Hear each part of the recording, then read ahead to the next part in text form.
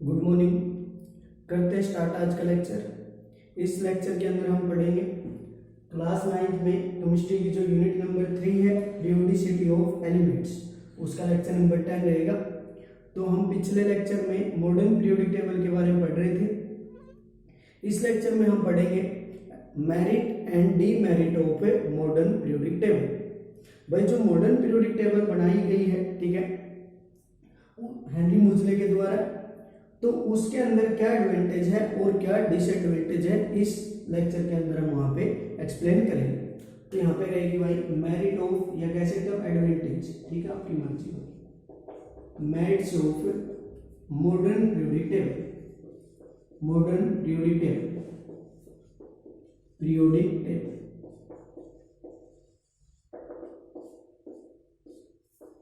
तो मेरिट्स बहुत सारी है भाई, बहुत सारी यहाँ पे मेरिट रहेगी मॉडर्न पीरियोडिक टेबल की। मेरिट है, एडवांटेज है, तभी तो हम इसको आज तक भी पढ़ रहे हैं, ठीक है। और क्या क्या यहाँ पे मेरिट रहेगी, देखो आप कंपेयर कर लो। एक तो पीरियोडिक टेबल थी मेंडलीव की और एक पीरियोडिक टेबल है मोजले की, तो दोनों को आप कंपेयर कर लो, उसके अंदर क्या लिमिटेशन थी और कितना इसने उसको ओवरकम किया है। पहली बात तो ये रहेगी भाई, देखो जो मेरिट्स में आता है, सबसे पहले तो बात यही रहती है, हम है ना मॉडर्न पीरियोडिक टेबल को सिस्टमैटिक तरीके से पढ़ सकते हैं, ठीक है। हम लिख सकते हैं systematic study of a modern periodic table of elements. तो इसके अंदर क्या बताया गया, कहता है भाई जो मॉडर्न पीरियोडिक टेबल है उसके अंदर एलिमेंट को इस प्रकार से सजाया गया है ताकि उनको हम आसानी से पढ़ पाएंगे, ठीक है। Easy way of study of elements. क्यों ऐसा क्यों हुआ भाई, क्योंकि आप मॉडर्न पीरियोडिक टेबल के अंदर देखोगे तो मॉडर्न पीरियोडिक टेबल को 4 ग्रुप के अंदर डिवाइड कर दिया, एस ब्लॉक, पी ब्लॉक और बीच में डी ब्लॉक, और जो नीचे वो क्या रहता है, एफ ब्लॉक। तो कहता मॉडर्न पीरियोडिक टेबल को 4 ब्लॉक के अंदर डिवाइड कर दिया गया, तो उनको हम अलग अलग तरीके से पढ़ सकते हैं, ठीक है। तो इस प्रकार हम कह सकते हैं भाई जो सिस्टमैटिक स्टडी में लिखोगे आप पे modern periodic table divide in 4 parts या 4 blocks S P D F, जिसको हम वहां पे इजी वे में पढ़ सकते हैं। तो पहला तो ये रहेगा, कर सकते हो आप साथ के साथ। दूसरा रहता है भाई यहाँ पे problem of isotope, problem of isotope. आप याद करोगे जो मेंडलीव पीरियोडिक टेबल थी उसके अंदर क्या प्रॉब्लम आई थी भाई, प्रॉब्लम ऑफ आइसोटोप की थी, ठीक है। क्या इस प्रॉब्लम को ओवरकम किया मॉडर्न पीरियोडिक टेबल ने? बिल्कुल किया भाई, क्योंकि देखो जो मेंडलीव वाली पीरियोडिक टेबल थी उसको है ना किस बेस पे लगाया गया था एलिमेंट को, एटॉमिक मास के बेस पे। और वहां पे देखा गया अगर भाई किसी एलिमेंट का एटॉमिक नंबर तो सेम है और मास नंबर डिफरेंट है तो उसको आपने क्या नाम दिया था, आइसोटोप। तो उसमें आपने पढ़ा था भाई जैसे हाइड्रोजन के आइसोटोप हैं आपके, हाइड्रोजन के आइसोटोप थे इस प्रकार। तो अगर मास नंबर डिफरेंट है और एटॉमिक नंबर सेम है तो हमने उसको क्या नाम दिया था, आइसोटोप। तो क्योंकि मास नंबर डिफरेंट था ना, तो उनको मेंडलीव पीरियोडिक टेबल में तीनों को अलग अलग जगह मिलनी चाहिए थी पीरियोडिक टेबल में, लेकिन ऐसा नहीं हुआ था, सिर्फ एक ही स्थान इनको मिलता था। लेकिन जो हमारी मॉडर्न पीरियोडिक टेबल है ना वो किस बेस पे है, वो एटॉमिक नंबर के बेस पे है। तो एटॉमिक नंबर के अगर बेस पे होगी तो इनका तीनों का एटॉमिक नंबर क्या है, सेम। एटॉमिक नंबर अगर सेम है तो उनको हम एक ही स्थान पे रख सकते हैं, क्योंकि मॉडर्न पीरियोडिक टेबल ऐसी पीरियोडिक टेबल थी जो कि एटॉमिक नंबर के बेस पे लगाई गई थी। इन तीनों एलिमेंट का वहां पे एटॉमिक नंबर सेम है तो उनको एक ही स्थान मिलता है। तो क्या प्रॉब्लम ऑफ आइसोटोप को सोल्व कर दिया? बिल्कुल भाई, जो प्रॉब्लम थी आइसोटोप की उसको ओवरकम कर दिया, ये भी इसकी एडवांटेज थी, ठीक है। थर्ड एडवांटेज क्या रहेगी, कोज ऑफ पीरियोडिसिटी। तो इसको अच्छे से पढ़ेंगे, cause of periodicity, cause of periodicity. जो थर्ड है भाई कोज ऑफ पीरियोडिसिटी,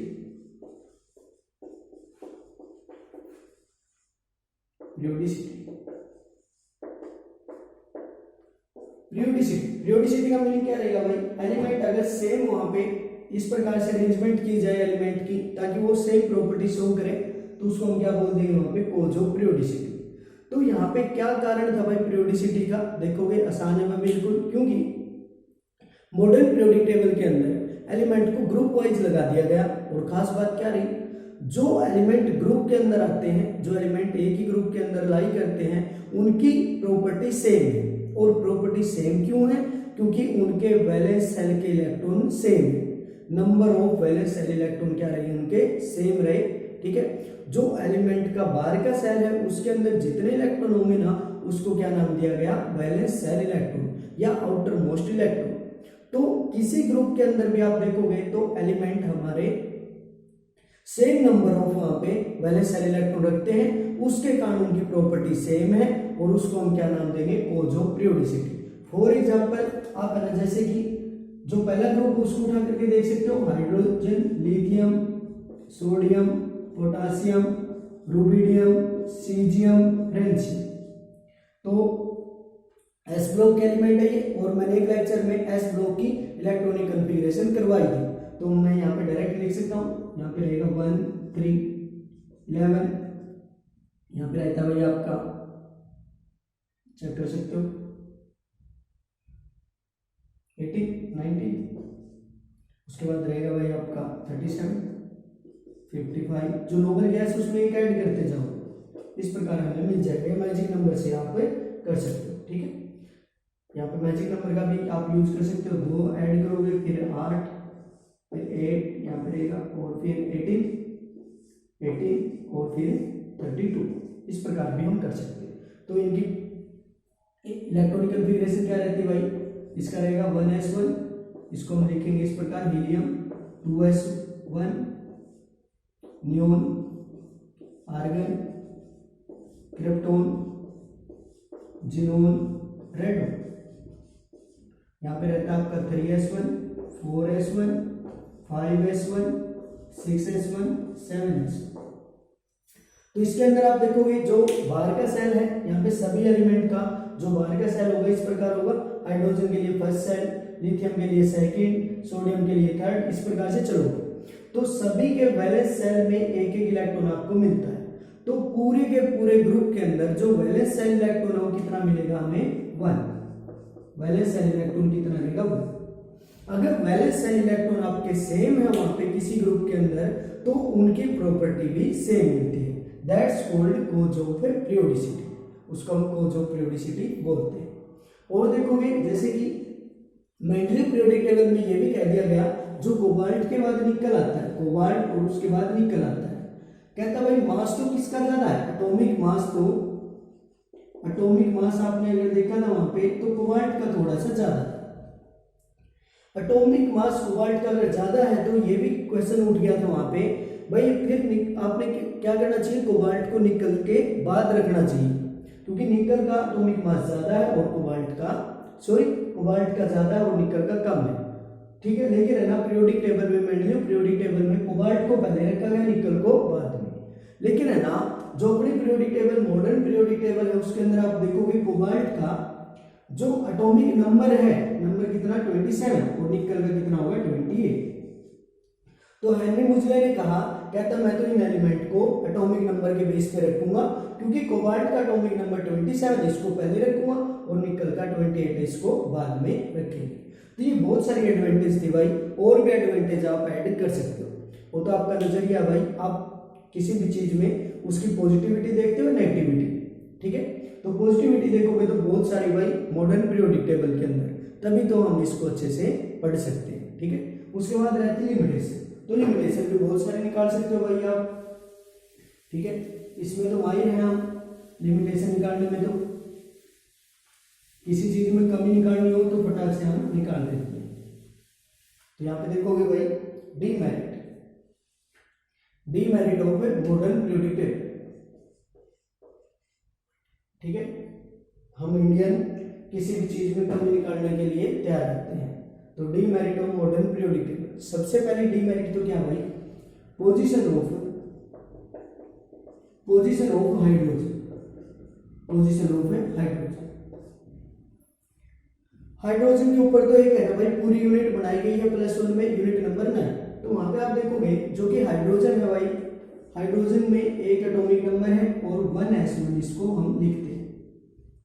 तो हाइड्रोजन की जो प्रॉपर्टी है, जो प्रॉपर्टी ऑफ हाइड्रोजन है वो रिजेंबल करती है फर्स्ट ग्रुप से भी, फर्स्ट ग्रुप एलिमेंट से भी रिजेंबल करती है और 17 ग्रुप से भी, जो 17 ग्रुप है ठीक है उससे भी रिजेंबल करती है। हेलोजन से भी, जो हेलोजन था यहाँ पे 17 ग्रुप को नाम दिया गया है हेलोजन, तो उससे भी रिजेंबल करती है। तो कहते हैं भाई जो हाइड्रोजन की पोजीशन है वो फिक्स क्यों है भाई, ठीक है, वो तो पहले ग्रुप के साथ भी काम करती है और 17 की तरह भी काम करती है। तो पोजीशन ऑफ हाइड्रोजन हमेशा कंट्राडिक्ट रहती है, तो ये एक इसकी लिमिटेशन है। दूसरी है भाई पोजीशन ऑफ हीलियम, दूसरी जो लिमिटेशन है वो है position of helium, position of helium. Helium की पोजीशन में क्या दिक्कत आई, देखो हीलियम में एटॉमिक नंबर कितना रहेगा भाई 2, और इसकी जो कॉन्फ़िगरेशन रहती है वो क्या रहती है 1s2, इलेक्ट्रॉनिक कॉन्फ़िगरेशन क्या रहती है 1s2, एटॉमिक नंबर 2 है तो 1s2 लिखेंगे। अब देखो कहता है हीलियम में लास्ट इलेक्ट्रॉन कहां पर करके लाई करता है s ऑर्बिटल के अंदर, s ऑर्बिटल के अंदर लाई करता है। तो अगर s ऑर्बिटल में आता है तो हमें हीलियम को कहता है भाई किस ग्रुप में रखना चाहिए, सेकंड ग्रुप में, क्योंकि ये है ना सेकंड ग्रुप की तरह वहां पे इलेक्ट्रॉनिक कॉन्फ़िगरेशन शो करता है। जो सेकंड ग्रुप है उनकी क्या पहचान है भाई s2, ठीक है, 2 इलेक्ट्रॉन रखते हैं s ब्लॉक के अंदर, s ऑर्बिटल के अंदर। तो कहता है भाई ये s ब्लॉक की तरह इलेक्ट्रॉनिक कॉन्फ़िगरेशन रखता है, बट इसको कहां पे रख दिया हमने, नोबल गैस है, इसको कहां पे रखा गया भाई नोबल गैस, जो कि आपका 18 ग्रुप है। हीलियम को हमने कहां पे रख रखा है 18 ग्रुप के अंदर रख दिया, ठीक है। ऐसा क्यों किया गया, तो ये भी एक इसकी डिसएडवांटेज रहेगी, इस प्रकार से हम देख सकते हैं। और भाई इसकी जैसे कि आप कहोगे भाई जो लैंथेनॉइड है एक्टेनॉइड, यानी एफ ब्लॉक एलिमेंट की 2 आपकी टेबल बनती है, वहां पे एक पीरियोडिक, वहां पे एक तो बनती भाई लैंथेनॉइड और एक बनती है एक्टेनॉइड। कहता है उन 2 लाइनों को main body of periodic table में क्यों नहीं रखा गया, उनको अनपीरियोडिक टेबल से नीचे क्यों रखा गया है। तो इस प्रकार की आप देखोगे वहां पे डिसएडवांटेज मॉडर्न पीरियोडिक टेबल के अंदर है, ठीक है। तो इस प्रकार से हम इस टॉपिक को कंप्लीट कर सकते हैं, merit and demerit of modern periodic table. इसके बाद के जितने भी लेक्चर होंगे इस यूनिट के अंदर वो बहुत ही ज्यादा इंपॉर्टेंट होंगे भाई, अच्छे से आप साथ के साथ करते रहना तो आसान रहेगा। इसके बाद पढ़ेंगे हम trend of modern periodic table. Okay भाई, थैंक यू।